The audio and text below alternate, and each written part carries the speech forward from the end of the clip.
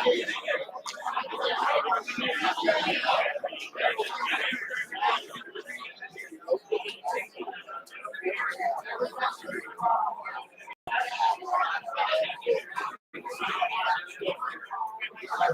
just sitting back with that dog. Coach, I just want to introduce myself to you now.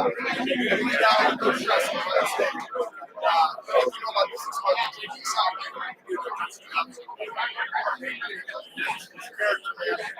I'm going up here. Coach Simon. What's he doing here today?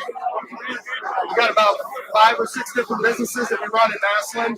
This being one of them, a media company. We've got a t-shirt printing company, banner signs, a lot of different stuff.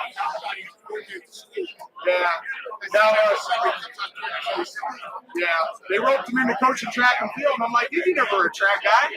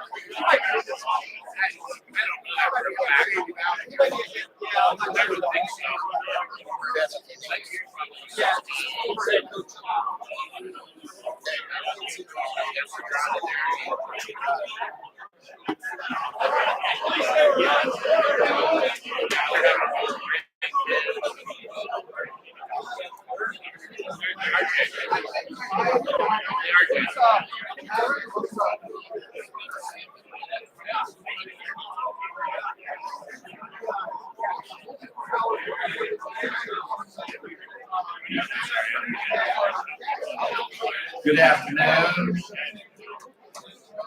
You may rise. Welcome to our January 9th meeting featuring Pat Narduzzi. Isn't it a great day to be a Pitt Panther, right? Right? Okay. All right. On behalf of the Pro Football Hall of Fame and the Board of Directors of the Pro Football Hall of Fame Luncheon Club, I hereby have the pleasure to call to order the 18th meeting of the 60th year of our Pro Football Hall of Fame Luncheon Club. Our invocation, followed by the Pledge of Allegiance, will be given by Bob, longtime club member, Bob Walther, and retired minister. Bob? Thank you. Join me in prayer, please. Dear Heavenly Father, we're grateful for the multitude of blessings you bring to us each and every day. We thank you for things great and small that come our way, and we appreciate the meal we shared today and the great fellowship we enjoy. On Martin Luther King Day, we appreciate the contributions that Dr. King made to our society and to the civil rights movement in such a magnificent way. His strong voice, his great leadership, his inspirational activities that have reached to the hearts of many people through several generations. Help us to be concerned and loving toward all people and to day by day seek to bring honor and glory to your name through Christ our Lord. Amen. I pledge Pledge allegiance to the flag of the United States of America and to the republic for which it stands, one nation, under God, indivisible, with liberty and justice for all.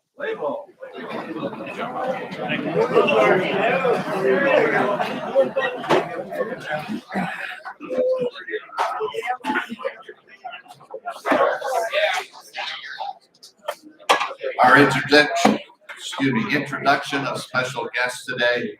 To my right, your left, we have, you just heard from Pastor Bob. Thank you again. And next to Bob is our club vice president this year, Frank Salona. Going down the way, my left, your right, is of course our featured speaker, Pat Narduzzi. Next to Pat is our own local Denny Kincaid. And then rounding out the head table up here on the far end is Thomas and Butch Mankowski. And Thomas is the younger one, Butch is dad. And they are here today. Thomas is not only an Eagle Scout, but he also had been presented by Mayor Burnaby at the J. Babe Stern Center Student of the Year. So we congratulate him.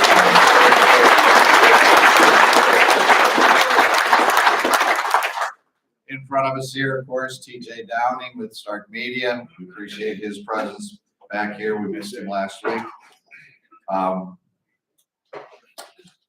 Sometimes I scratch out too much stuff. Okay, and another gentleman that's in the audience today, Fred Thomas, former head coach of Malone University. Fred, where are you? Okay, recognition of our club corporate sponsors up on the video screens to either side of me. We want to acknowledge and recognize AultCare's Primetime Health, Dr. Peter Ferguson, Wilkshire Golf Course, and Liberty Ford. We appreciate their financial support. As always, when I'm up here each week, please turn off completely or disengage, silence your cell phones or any other emitting devices in fairness to our speaker, please. In the far back room after today's session, you may see Jim Mitchell for the club hoodies. They are in. They are wonderful. RJ, you've got yours on, so want to stand up and give us a fashion set. Pass out. There you go.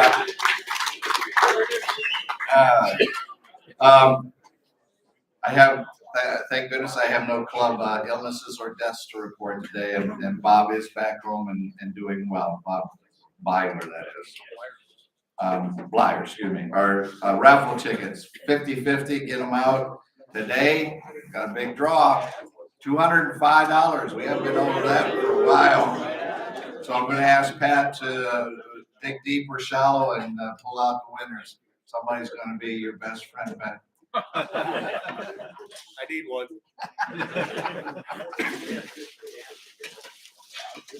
There you go. Who's gonna be going to back here? Okay, that's the one. We're going to play this one. Just one set of tickets today, so the winning ticket is 794. Everybody still in? 838. 838. 838. And Ozzy has the 205 to hand to our winner. Where are you? Right down here. All right, perfect. Ozzy up here to your left. Raise your hand again, sir, so he can find it. There you go. Thank you very much. Okay. While he's getting that situated, Next week, our speaker will be former Youngstown State and Ohio State national champion football coach and current YSU president, soon to retire, Jim Tressel. And if a gentleman over here, longtime member, suggested to me that I announce, if you would like to wear your Red Hall of Fame Luncheon Club vests that were given out a few years back, dig them out, dry clean them, shoo away the moths or whatever, and in honor of Jim, you may wear your vests next week on the 30th, okay? Our introduction of this week's speaker is not only a local, but he happens to be Pat's cousin, okay? Our longtime Stark County resident and better known for his work with WHBC Sports. Please give a welcome to our podium of the legendary statistician, Denny Kincaid.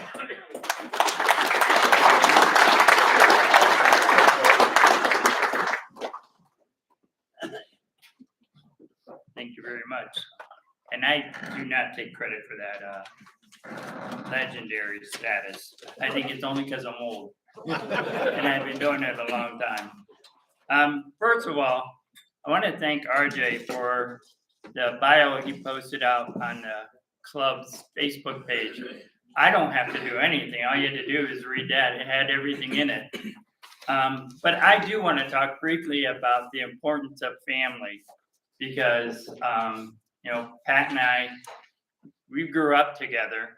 And you know, when they moved towards head coach at Youngstown State, they lived in Canfield first, and we would always go over there on Sundays to eat and visit. And I will tell you, I learned how to eat spaghetti with milk. You always had to have milk with your spaghetti at the Narduzzi's, always. So, and from that point on, I cannot eat or drink milk whatsoever. So, in a moment, you will get an opportunity to hear from an individual with deep roots to Stark County. Pat's dad is a product of East Canton. His mom is from Magnolia. There you go. And yes, we are cousins, and our grandparents were sisters.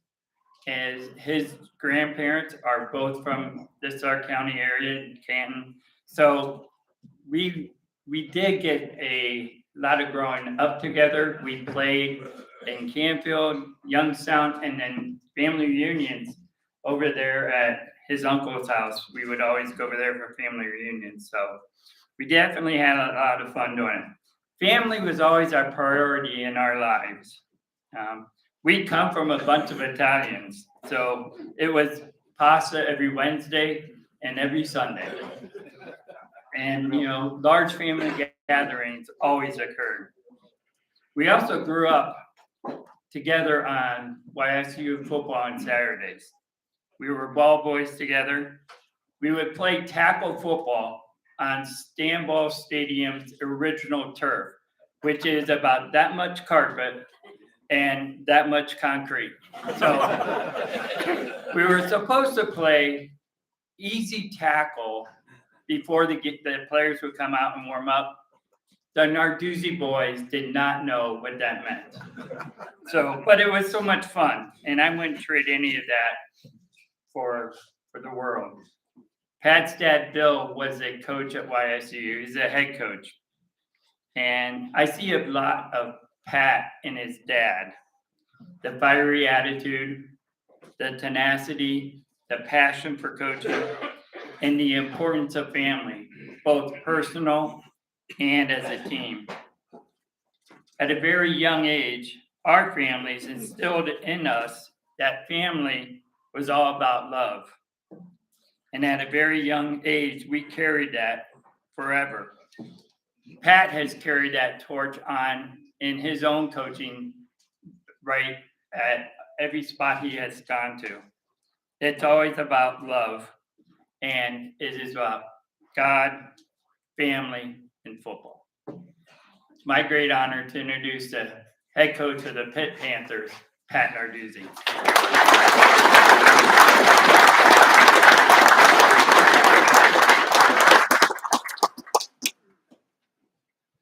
All right. Thanks for the introduction there, cuz. You know, I can say that. Cuz with a Z. Z, I think nowadays. But, well, it's truly an honor to come here this afternoon, I guess, for lunch here. My hat goes off to the chef because that pasta was really good. I'm going to have to come back. So my, Tozzis and the cooks back there, great job. As Denny said, I'm a guy that likes a pasta meal. The only thing I didn't get was a glass of milk, and I still drink pasta with milk. I mean, it's got to be cold now. I don't want any warm milk, but again, it's something that we just grew up drinking milk. We drink not just with pasta, with every meal, kind of have that milk at the table. But it is a true honor to be here today to speak with you. Denny talked family, and it is all about family. Got a wife and 4 children. It starts there, but it goes way, way, way back, and it's deep. And, anytime I come back, I'm driving down 62 today, and I'm like, if I take a left there, I go to grandma's house, grandpa's house. So, I mean, really, when I come back here, I want to drive around. I wish I could have hours to just drive around and go to the cemetery to see my grandparents and all those things. You never seem to have time to do all the things you probably should and need to do.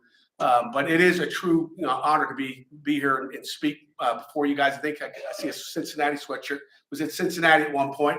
Saw my Panthers down here in the middle table here. Let's give those guys a hand right there. But it is fun to be back here. I think the last time I was here was 2018. I think when I was the defense coordinator at Michigan State, I came down here and spoke as well. And always a good crowd. And again, great to see everybody here again. Coming off those couple of COVID years, it's good to see everybody's faces, and again, got a great crowd here again today. But I do really want to lean off of what Denny talked about. It's like, how did I get where I am? Okay, and it all comes down to family. Really, if you go back in your roots, and I always talk to our kids about, don't forget where you came from. Even with these seniors that graduate and go play in the NFL, Kenny Pickett, who starts with the Steelers, like, Kenny, never forget where you came from. I think you always got to know where you were at one point, because I wasn't head coach at Pitt 10 years ago, 15 years ago, 20 years ago, 30 years ago. And it took a long time to get there. It took a lot of hard work. It wasn't easy. I didn't take the easy route. My dad, again, being a coach for 30 years, passed away before I got into the coaching profession. So he was no damn help. How about that? Had a good name, but it was like, well, you got to worry about disappointing your dad not hiring you. He ain't around. He's not going to call me tomorrow. But, it comes down to hard work. I think sometimes society today, has lost that word hard work. They don't know what it is. Everybody wants to be given something. They want to get automatic likes. I know you guys are all on Instagram and Twitter. That's a joke. But everybody wants that instant gratification, thinking that, I deserve something, and you got to go work for it. And again, I really believe, all the roots started right here. Both my grandparents came off the boat from Italy, and, resided in Magnolia and East Canton is where my dad grew up. My mom grew up in Magnolia. Again, my mom's dad was a coal miner. Okay, hard work, blue collar. Okay, that's what I feel like I am. I wasn't a coal miner, but he was a coal miner. My father's father he worked in the brickyard. I think he always had a bad back, so I'm assuming he had a wheelbarrow full of bricks. I'm not sure what's the brickyard here. What is Belden.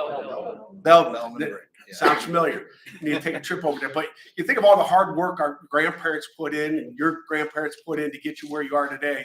I'll never forget that, And then obviously my dad went to Miami, Ohio, got a degree, and was able to step it up. But he still never forgot where he came from. He's actually, one of his first jobs, he was a industrial arts teacher, because his parents, taught him how to work with his hands and build stuff. And really, when you think about that, then I learned from my father how to, even though I went to college and did all those things, still use my hands and do stuff other than just coach football. And really, the ability to be a blue collar guy and work and build stuff. Okay, I'm talking in the garage, wherever it was, out in the backyard, got me to where I am today. I truly believe that. But so my dad taught us how to build stuff. Every house I've lived in, okay, our first house we bought, I was at the University of Rhode Island, bought a house, kind of a I guess a fixer upper, I guess you'd call it nowadays. And we didn't make any money. My wife, had 2 babies, and I'm like, you're staying home. She's a teacher, educator. I said, you're staying home, take care of the kids like my mom and her mom did. And she's going to stay home, and we'll get this thing done. And just made money by fixing up a house. And then I get a new job, go out to Northern Illinois, sell that house, pay off our credit card bills and just kind of do it like that. That's kind of how I got where I am. But I did it by building stuff. Okay. And you think about building, I mean, there's so much to that. And it sounds crazy. You're a football coach and, you know, and I've done it all. I built, you know, probably every house I've lived in, I've redone the basement, except in East Lansing. Didn't have time. It was already done. I bought a good one there. And here in Pittsburgh, didn't do much. Matter of fact, my youngest daughter, Isabella, I think she was in 7th grade at the time, was like, Dad, you know, why are we paying people to do stuff around our house now? I like when you do it. I'm like, honey, I don't have time anymore, you know? But that's kind of how I stayed coaching and worked through, you know, all those years is the hard work that really, you know, to me, you know, right came out of the coal mine and in the brickyard there. And I think, you know, when you think about being a head football coach, how do you do what you do? How did I get where I am? You know, and again, learning football, playing football, you get into coaching, but it still comes down to building. And when I got to Pitt in 2015, I've been at 8 seasons at Pitt. 8 seasons there. You know, we won 20 games in the last 2 years, ACC champions in 2021. But how do you get to that point? It takes good players. It takes good coaches. I got a great staff. You know, Heather Like, you know, our athletic director, Canton girl, Glen Oak girl. Yeah. She does an outstanding job. I mean, so you have all those support things, but it still takes more than that. And so as I was sitting in my office on Thursday going, what am I going to the Hall of Fame here? You know, RJ got me hooked up. What am I going to talk about here? Talked about family, talked about hard work. You know, what does it take to win a championship and be in the top 25 again this year and last year? And you know, the ability to win a championship. And I sat there and thought for a second, I said, well, this is pretty easy. So I thought, you know, just when you think about developing a program, it's no different than building a house or, you know, doing a whole basement. So I thought I'd talk to you just about the things that, you know, attributed to the success we've had at Pitt, because I'm a blue collar guy and we're going to work and work and work to get it done. And Pitt is not an easy job, is it? There's been a lot of heartaches, a lot of pressure. Well, there's a lot of pressure, you know, at McKinley High School too. And it shouldn't be. But, you know, one of the things I want to hit you on is, you know, there's really 4 things that I think I look back and I say, how did we do what we've done here? Okay. When I got there, I think 3 consecutive 6-win seasons. And a great coach was there before I got there. But to take it where we've taken it right now, I look and said, what are we doing? The first one is, you know, that we, not me. Okay. It's kind of been a slogan that we've used for the last couple of years, you know, in our championship year in 21. And in today's society, guys, it's, you know, everybody wants me. It's all about me. What can I get out of this? Me. And when you coach, I got 115 players in the staff. And sometimes you got, you know, coaches that are thinking about, hey, you know, what am I going to get out of this? Me too. But my job as a head football coach is to bring everybody together, you know, for that one common goal is to win a championship and be a team. Okay. On the back of our jerseys, you know, it doesn't have your name. It says team. You know, I want our kids to practice every day looking at that team. And I think, you know, no matter what we do in life, it's about the team. And however successful your grandchildren are, or you're going to be, or, you know, whoever may be in your family is going to be, it's, you know, you don't do it all by yourself. It takes everybody around you. I don't care if you're in business or in coaching. It takes everybody around you to be successful. So I've brought that attitude to our football team. It's about, you know, the team. And, you know, to the point where, you know, 2 years ago, I had our guys, instead of on Twitter and all that stuff, and I know it might be foreign to you, like, you're not allowed to tweet pictures of yourself, because that's what they do. They want to post pictures, take selfies, and take pictures of themselves and put it on social media. I'm like, guys, I don't want to see that. All during spring ball, you're going to take a picture of somebody else, okay? Okay, you're going to take a picture of somebody else and then let them post that picture. Okay, you post a picture of somebody else. You're not allowed to post yourself. You know, I think the guys were sweating. I don't know if they could handle it, right? I mean, they didn't know what the heck to do. I said, you know, you want to do something, you want to get on Twitter? How about doing something great for somebody else? How about doing something on the field where your teammates want to post about you, and you don't have to post about yourself and tell everybody how great you are? So that was the number one thing, is I thought, you know, we got to bring a team together. You can't go out there. 11 guys got to play. We need everybody not to care who gets, you know, who gets the catches, who scored the touchdown. You know, last fall camp, we brought a transfer in from Louisiana Tech, and we tried to bring him into our culture really quick. Bub Means is his name. First scrimmage, he doesn't get a catch. I'm like, oh, man, this kid's going to be in my office the next day talking about, like, coach, didn't get a catch. You know what? I'll never, ever forget it. Bub Means, the next day I come up and say, hey, Bub, sorry, we didn't get you. I'm feeling bad for him, right? And I'm like, hey, Bub, you know, the next scrimmage we'll get you. Like, coach, I don't care. I just want to win. I was like, that's refreshing, okay? These guys are buying in to what we're talking. So the first one was, you know, the we, not me. The second one, okay, is a thing called the winner's manual. How many people have heard of a winner's manual? Okay, not many. Okay, got a couple. Okay, so this will be good questions if you guys want questions for Jim Tressel next week.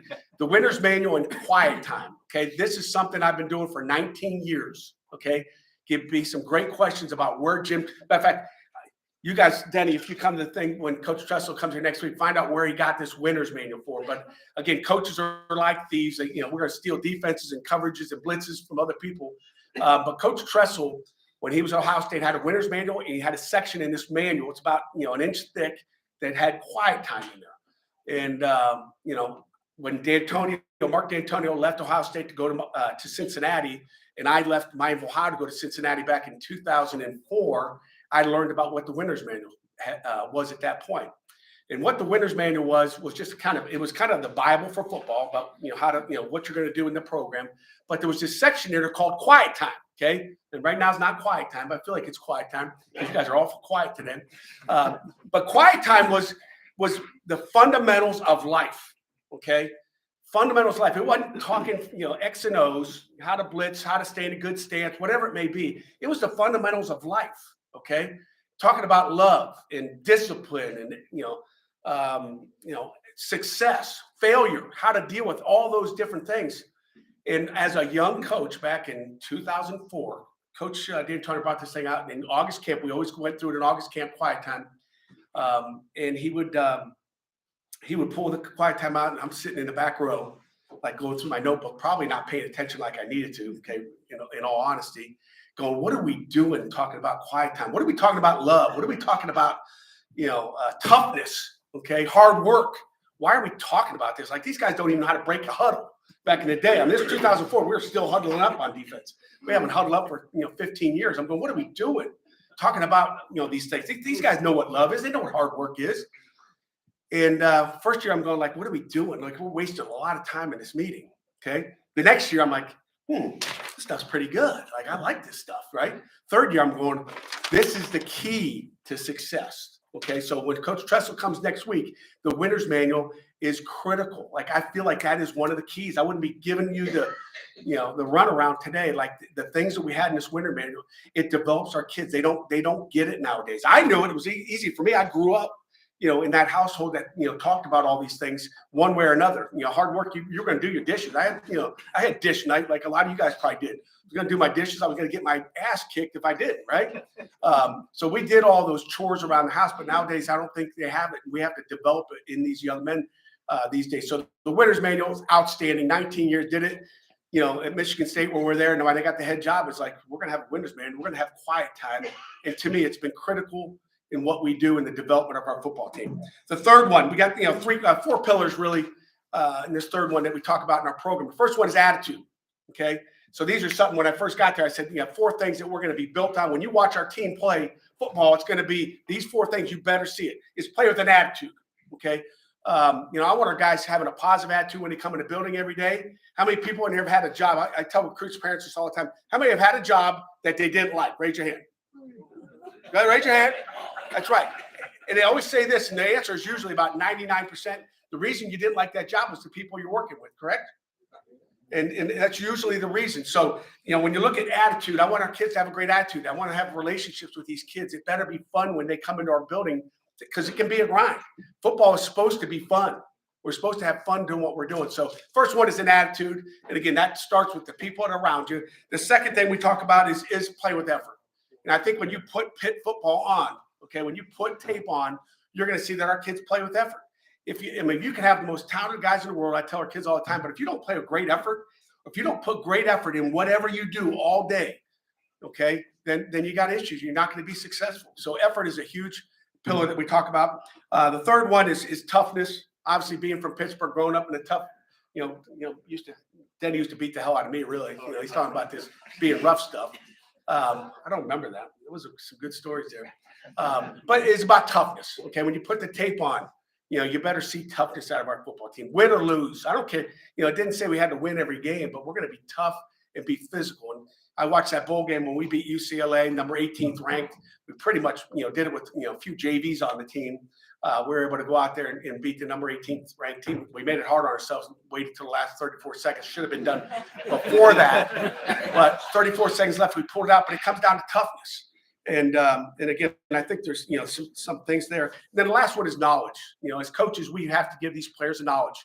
I always say this, it's not always the most talented team on the field that wins, okay? And probably most of the time it's not. It's that team that's smarter than everybody else. So it's our job as coaches to give the knowledge. So those 4 pillars are what we talk about all the time when we talk about being on the field. And then when you talk about off the field, and all these details matter, okay? The details on the field, the knowledge. If you don't know what to do, there's so many players that don't play because they have no clue what to do, okay? Those are details. And I think you win with details. So the last thing we talk about is our Pitt standards, okay? Now, Pitt standards, these are things that I should not have to talk about, okay? So when we talk about our Pitt standards, I think we got probably 6 or 7 of them. It should not be, I should not have to tell anybody to do these things. And it comes down to the details of how we're going to run our program. The first one is being on time and be present, okay? And again, these are up on boards all over our building just to remind them, okay? I used to get mad when guys would be late. I used to get mad when guys would break one of these standards that we have in our program. And, we talk about it in August, around that quiet time period. And then you don't really bring it up thinking they don't forget. Well, they forget real quick, just like we do now, right? We forget a lot of different things. So I had to have it as a constant reminder of put it up around the building so I don't have to talk about it. But it's really helped us with the details. So first one is being on time and be present. And what do I mean by present is, okay, you're on time for the meeting, but put these things away, okay? Don't be distracted, because if you're distracted in your meetings, you're not going to be successful. Second one is communication. I think communication is so critical. We got to teach our kids how to communicate. They want to tweet and do all those things and text everybody and maybe FaceTime or, a text message grandma, grandpa. I mean, pick up the phone and talk to them like we used to back in the old days. So communication is critical. Try to teach our guys how to do that. Hats and hoods. Okay. We go down to the Sun Bowl. We're in a military base. I'm going to talk about it in a second. We're in a military base, and I look around. Our entire team took their hats off because they all have hoods, hats, and hoods, right? They're getting ready to sit down and eat dinner at Fort Bliss. And I look around, all our guys have their hats and hoods off. They know how to act. I look over on the other side, and no disrespect to them, it's just not what they do. But UCLA had hats and hoods, and I'm like that's, proud dad moment when our guys are doing what they're supposed to do. I didn't have to say a word. They did it not only in our own dining facility, but they did it on the road. Making sure they're properly dressed every day. Sounds like a simple thing, but I've had guys that had a boot because they want to wear something else. Like, hey, you're done. I've had enough of that. You're gone. Okay. You want to come out with their own wristbands or their new swag, this different stuff that we don't need. Again, individualizing themselves because, hey, look at me stuff. But I want to make sure they go out there. They're not going to wear different sweats or different color shorts. Doesn't matter what it is, but we got to dress properly in every event that we are at, whether it be at a bowl game or, at our practice field. Respect. I want to teach our guys how to be respectful. Again, this sounds simple. You're like, really? If you know any young guys, you're like, we need to really take a look at ourselves and what we've taught these young generation that we're into. Was it Gen Z or something? Is that what it's called now?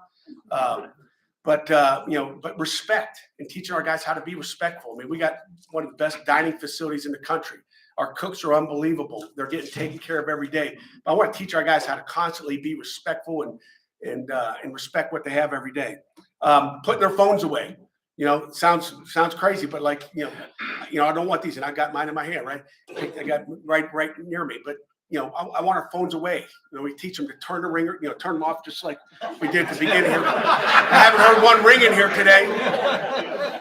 But put your phones away. Shouldn't have to tell you. Next week, when Trust comes, it should be known, right? Maybe put it on the TV screen there. That's one of our Luncheon Club standards. That's right. And then the last one here is to keep your house clean. Okay, we talk about it all the time, like clean your locker. I don't want to see a dirty locker. To me, a sloppy locker is you're going to have sloppy play.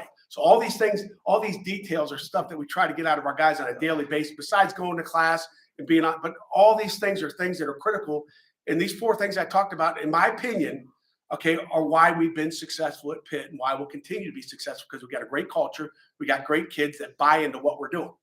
Now, Friday, I get an email, a mail, a handwritten note, okay, that I want to share with you, just to kind of show you where we are. See if I can find it here. Okay, show you where we are. And this is from Jim Eisenhower. Okay, he's the Major General at the U.S. Army. Okay, so he sends me a handwritten note, Bob. Handwritten note. He sends me this handwritten note. Okay, and I kind of put it on my phone, just a little easier to go, and I highlighted it. But I want to read this letter to you. But so our kid goes on. We go to El Paso, Texas. Great bowl game, the Sun Bowl. We go down there. We bring our team. All these things I just talked about to help build our program.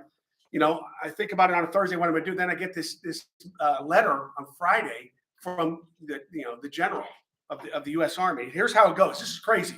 Okay, Coach, it was great to meet you at the Sun Bowl dinner in Fort Bliss, Texas. Okay, so both UCLA and Pitt go to this dinner. They put on some entertainment. He says, congratulations on a great game and such an impressive Sun Bowl victory. He goes, after we hosted both teams for a tour of Fort Bliss and dinner, I walked away from dinner and told my commanding sergeant major, in quotes, Pitt will win on Friday. Okay. When my general or when my sergeant asked me, how I came to that conclusion, I explained that you can tell they are a team with a common purpose. I was like, okay. You talk about the team. He says, after 33 years in the Army, a profession that values cohesion, identity, and shared values, he goes, it's become easy to sense a cohesive team. In just a few hours on a December afternoon with your team, 3 small things stood out to me. Okay, so he goes on to explain. Number 1, okay, and I'm not going to bore you. Don't be falling asleep in there either. Says no. This is their meds. The meds kicking. This thing really hit me. He says first, and I haven't even written him back. So if he's watching on this podcast here, slow down. I'm going to get to you. I just haven't had a chance yet. But it was an awesome letter. So first, during the tour of Fort Bliss, so both teams go tour, with all the soldiers and generals. Pitt moved as a team together as one element.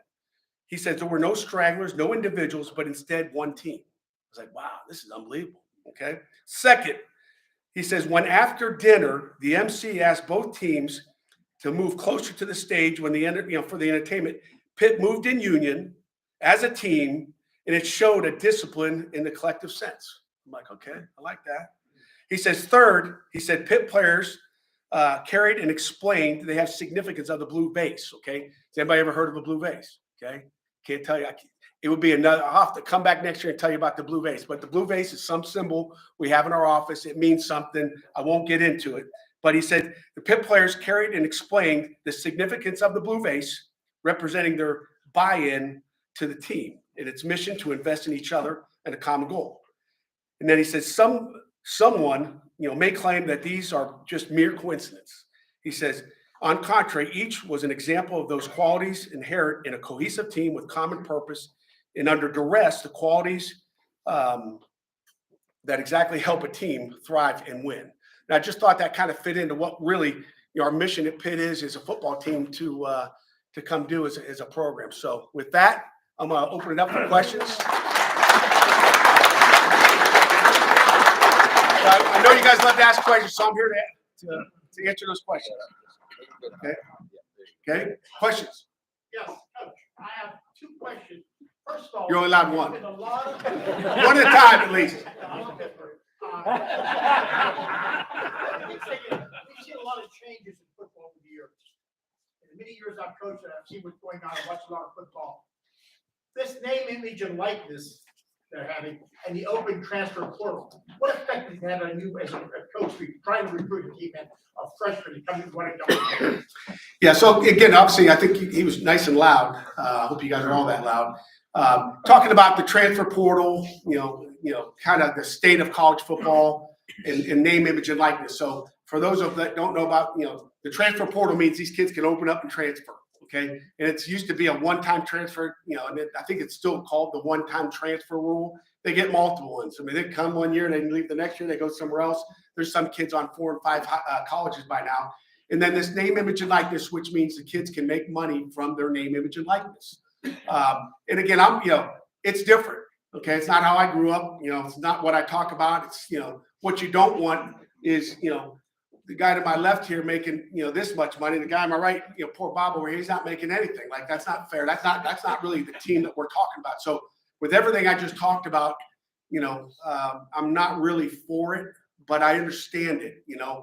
These kids do need to make some money from what they do. They work hard, so I am for our kids having the ability to make money and do it with what they want to. We had a long snapper who did a heck of a job last night with the Bengals long snap, and Cal Adamitis. He was number 94. Okay, and I don't know if you guys heard the story. He's number 94, and he wanted to raise $94,000 for Pittsburgh's Children's Hospital. With his name, image, and likeness. I like name, image, and likeness for that. I think he raised over $120,000 for name, image, and likeness, for the Children's Hospital through his name, image, and likeness. So to me, there's some good to that, which he wouldn't have been able to do that in the past. He was able to link himself and try to raise that money. We had another young man, Desmond Alexander, raise $50,000 to feed the needy in Haiti. He's from Haiti. Both his parents grew up in Haiti and moved over to Miami. So there's some great things. Do I love it? No. There's got to be some type of borders to it. I guess there's got to be even in the NFL there's a salary cap. NFL players sign contracts and they have to go to the contract, or you have to pay if you break your contract. So there's some things that need to get cleaned up. The NCAA's let it get away, but it's different, and you just have to move with the changes. Yes, sir. How's DeMar Hamlin doing? Have you spoke to him? Yeah, great question. DeMar Hamlin, our question was, DeMar Hamlin, how's he doing? And DeMar's doing great. Talked to him probably last Friday, I think. Try not to bother him. Really, had a million text messages with his mom and dad, Nina and Mario, just to continue to get informed through that whole craziness as we sat there on that Monday night. Or was it Monday night or Sunday night? Monday night. Never seen anything like that. And when it's your own player that you coached and you recruited, you were in his home and developed him, and then you see this happen, you're like, no way. Immediately, texted or tweeted out, just prayers for DeMar, and then that thing just started rolling. I'm not sure if I was the first one, but probably was pretty much, pretty close to it, because it didn't look like it was a good situation. But DeMar's doing great. As most of you probably know, if you watched any of the games yesterday, he was at practice, I guess, and met with the team. He's doing well. He's still struggling breathing, is from what he told me. He's still, going to get that going. He said he's not coming back this year, but he said he'll be ready to roll next year. There's no question about that. Kid's got a heart, gigantic heart. He's an unbelievable young man, and obviously a great football player, but just a great human being. He's got a little brother, Demir, which is one of the big reasons he stayed back at Pitt. I'm going to recruit him. In fact, Demir, you got a scholarship if you're out there listening, because he's going to be an athlete. I've seen him enough already to know he's going to be a player just like his big brother. Yes, ma'am. Having coached Kenny Pickett at Pitt, what is your perspective on him becoming the next Steelers franchise quarterback? Yeah, question, Kenny Pickett, which, my opinion on him being the next franchise quarterback there. Ironically, the last franchise quarterback, Ben Roethlisberger, I coached with him in 2003 at Miami, Ohio, as a defensive coordinator. He was a quarterback. We went 13-1. We lost in the opener, Iowa. He was a pretty good franchise, so I feel like I'm pretty lucky for those Steeler fans out there. But Kenny Pickett's an unbelievable person. He's developed all those attributes we've talked about. He's bought in. He's a hard worker. He's got all the tools to be great. I knew he'd be the first quarterback taken. I was shocked when the Steelers took him.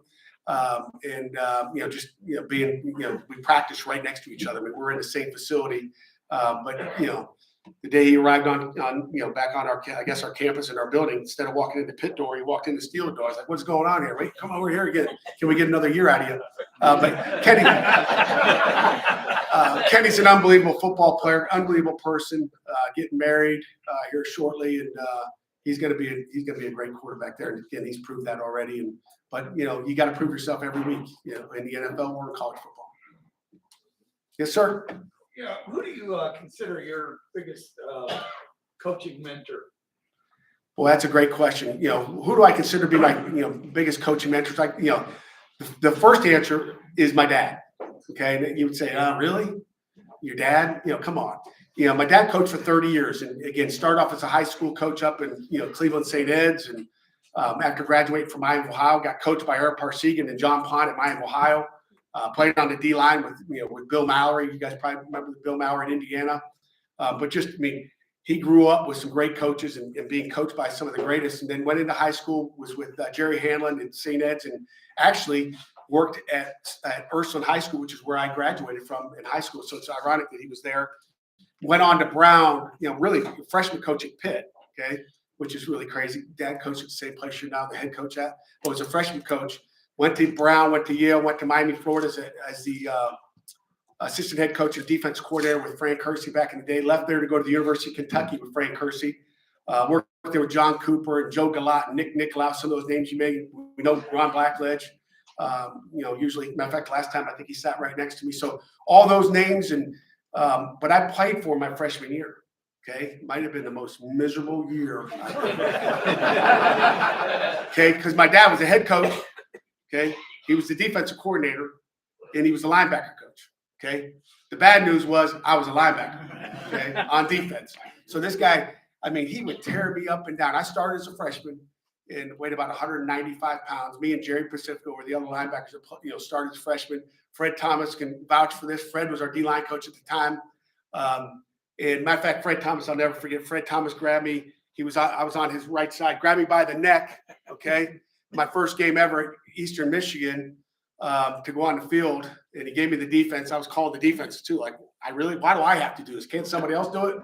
You got to put the freshman. I ran on the field, threw up, got in a huddle. True story. I'll never forget it. Fred was connected to my neck at the time, and threw up going on the field. Got in a huddle, called the defense, broke the huddle. Okay, threw up again while I'm waiting to get that first snap in. True story. And then I kind of overran the play and got a kind of a TFL. I tackled with my legs. I overran it, kind of leg whipped him, got him on the ground. That was the last of the nerves. But that was my number one guy. He was unbelievable. He was a great coach. The linebacker fundamentals that I learned as a freshman, and I only played for him for 1 year. Jim Tressel took over the next year. I left. My dad had cancer. Long story short, I was going to be as close as I could to him. So I went to the University of Rhode Island. He went to Columbia University and passed away in 1988. But he was the number one guy. I learned more football. And again, he developed me and gave me the things I got inside and gave me the passion I have. I just was born with it. And he gave it to me. Besides all those construction things he taught me the game of football. It taught me how to be hard and tough. But boy, I tell you what, after that Eastern Michigan game, I'll never forget it. We sit in one film room. He coached them all up, didn't he, Fred? We sat in a film room, and he's in the beginning. I think I was on one side, and Jerry's on the other side. And we came out of those meetings because I was abused. Okay, it was mental abuse. He just ripped me for everything. I'm like, how about him? He did the same stuff. He didn't get yelled at. How come I'm getting in trouble? So Sunday, I'd walk out. As soon as that meeting was out, I'd find that door as quick as possible. Win or lose, it's like, I'm just like mad. But it made me better. Monday, I wouldn't talk to him. It was a game plan day. Tuesday, I ain't talking to him. Wednesday, I'd start to talk a little bit to him. Thursday, I'm good. Friday, I'm great. Hey, Dad, how you doing? And then, Saturday, play a good game, get ripped on Sunday, do it all over for a week. 11 weeks. But he was the first guy. But I tell you what, I've learned something from every coach I've been around. I was with Randy Walker as a GA, Miami, Ohio, back in, 1989. Learned a ton from him. God rest his soul. Just a great football coach. But learned something. Took something from everybody to get where I am today. And I'm trying to think. I left there. Floyd Keith, an Ohio guy from up in the Cleveland area. Learned a lot of stuff from him at the University of Rhode Island when I went back there. Went out to Northern Illinois. You guys know Joe Novak, Cleveland native Joe Novak. Head coach at Northern Illinois. Learned a ton from him. And then obviously Mark D'Antonio, I worked with him for 11 years, 3 at Cincinnati, 8 at Michigan State, all 11 his defensive coordinator. So, all those guys are they all played a piece. Just way in the back. Coach, first of all, comment, within the next 5 years, I guarantee you will win an national championship. Hell yeah!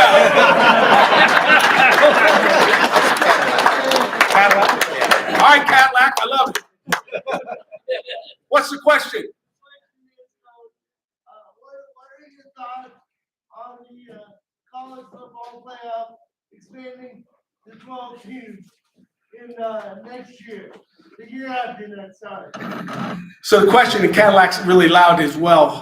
The 12-team playoff, what's my opinion on it? And obviously I love it.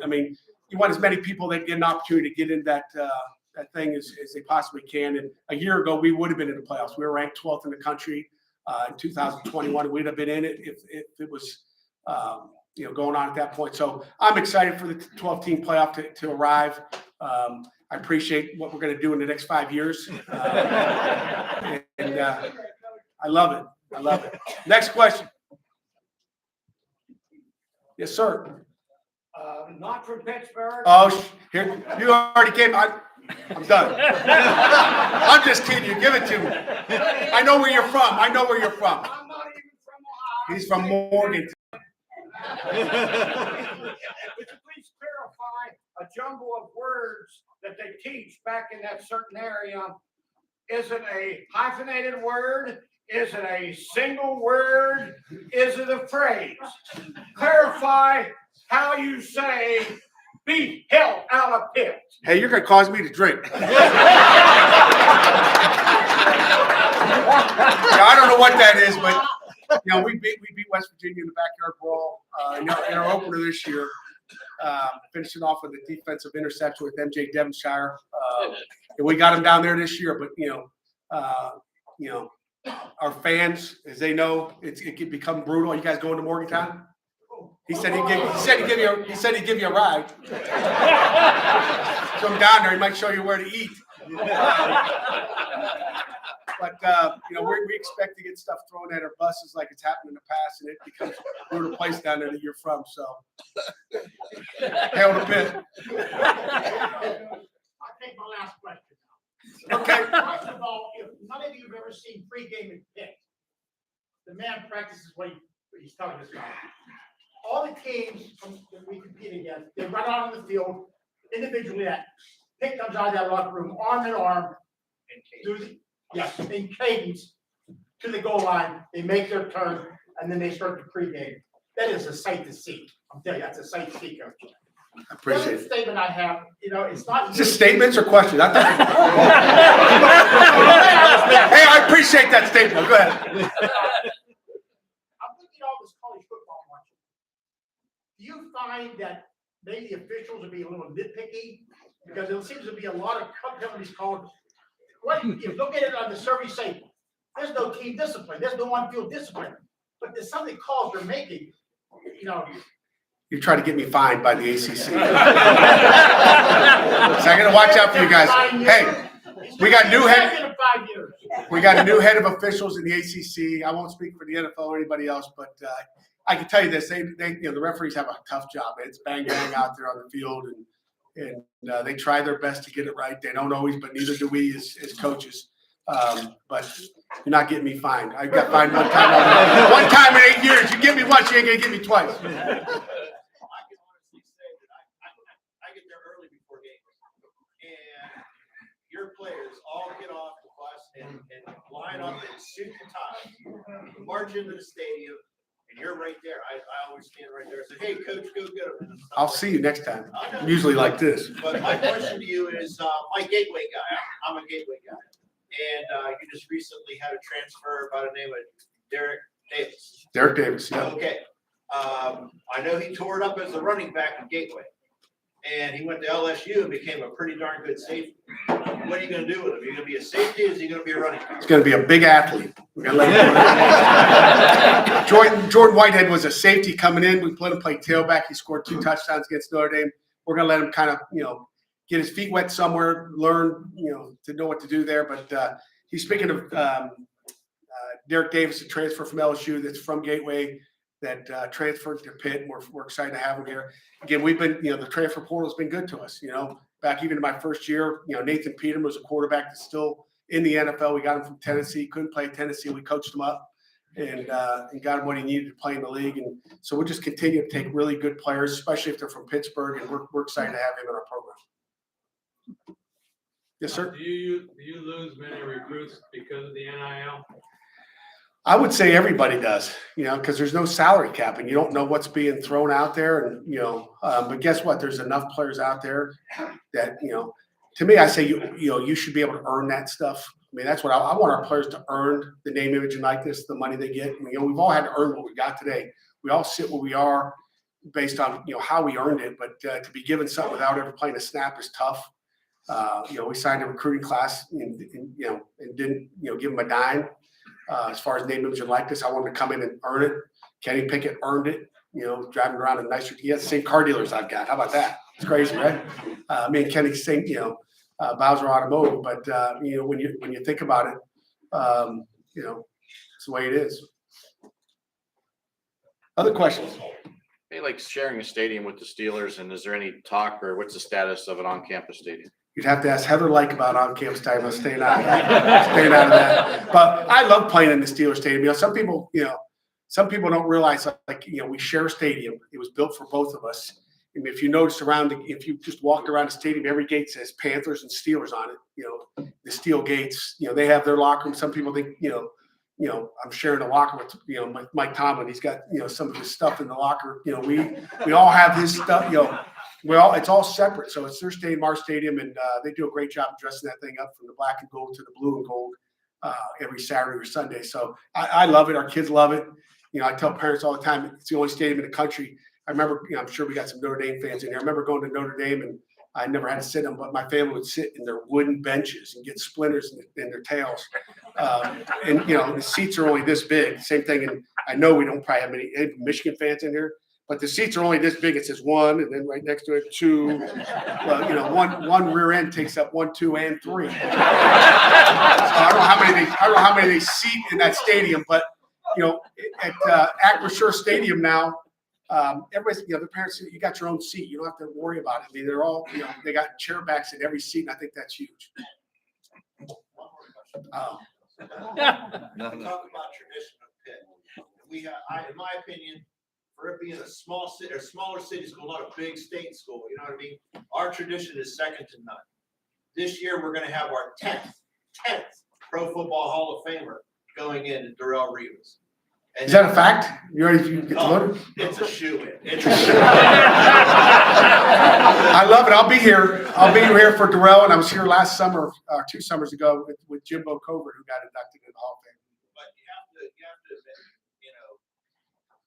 Dan Marino, Tony Dorsett, Curtis Martin, Jimbo.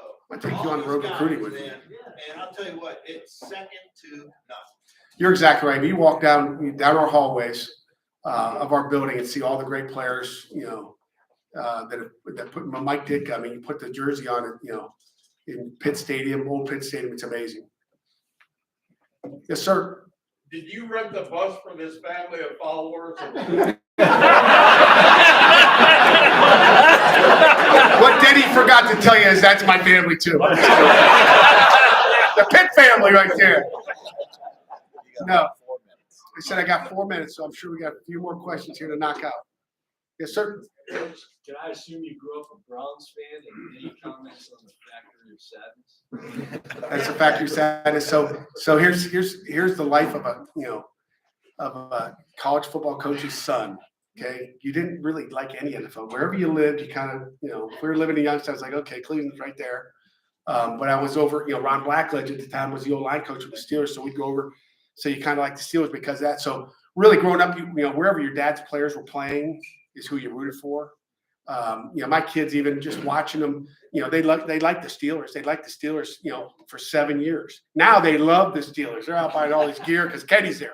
So just like my kids are following wherever, they're watching Damar, up there with Dane Jackson in Buffalo. I mean, they're watching Cal, minus Cincinnati, Kenny Pickett. So you become, as a coach's kid, you love it. You want to watch your dad's players, what are they doing? And those become your team. So I really didn't grow up, as crazy as that sounds, having a team. It was wherever your dad's players played. Yes, sir. Do you have any DeMar stories from when he played at Pitt? Oh boy, the good ones or the bad ones? DeMar Hamlin's stories from when I played at Pitt was the question. Do I have stories? I mean, you recruited him. Yeah, I got a good story for you. How about when we recruited him? Okay, so we're recruiting DeMar. He's top. Everybody in the country's offered him. And McKees Rock, PA, probably 15 minutes from campus. So this is like, we got to get this guy, right? You don't want to lose in your backyard. I mean, it's Pittsburgh. So we want this guy. Really comes down to Ohio State, Notre Dame, and Pitt at the end. And so we had a great home visit. Matter of fact, I got a picture on my phone. I just, sent to DeMar the other day. I brought Tony Dorsett's Heisman Trophy to his house. Say, hey, you can win a Heisman. I got a picture on my phone. I'll show it to you if you're interested afterwards of him holding that trophy in his house. But we also brought our big Pitt equipment truck to his house and parked it out in front, just as, just to put it there. But when we left the house, okay, one of the funny stories, when we left the house, the home visit, there's cars parked on both sides. We're kind of walking down the middle of the road. I don't know if there was sidewalks or we just didn't want to take sidewalk. Walking right down the middle, the road, probably about 25 yards from his house. And here comes Urban Meyer doing, he got a home visit after ours. I think it was Luke Fickle with him. And then one other coach, I don't remember, but they were coming down and they said, hey, where's DeMar's house at? I was ready to say it's over there. I would love to see Urban go up there and knock on the wrong door. But I was kind of nice. I said it's over there. I didn't, give them real directions, but they found it. So that's a little bit of a story just on the recruiting trail. We obviously won that battle. Yes, sir. Does Tony Dorsett ever come back and get involved with the team and university and kind of get back to where he came from? Yeah, Tony certainly does. I mean, obviously from Pittsburgh, from Aliquippa area, and he comes back a bunch. He's back every year. Matter of fact, he spent probably in the Peach Bowl. I bet he spent probably an hour with my wife and my kids in the box up there. Just he's a heck of a guy.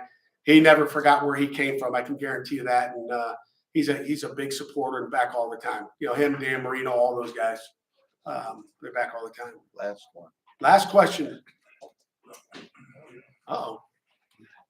No. Yes, sir. You recruiting any local kids from Stark County or around this area? We do. We have Terrence Moore's on our team. And if you know the head coach at Massillon, Coach Moore, it's his son, kind of an adopted son, big offensive lineman. Terrence is a really smart 4.0 guy that's tough, fits into what we want in lineman. We love him and he's doing well. I don't have a roster sitting in front of me, but we're going to roll through Northeast Ohio. I'll be through here next week as well. Recruiting the area. Thank you. All right, guys. Thank you.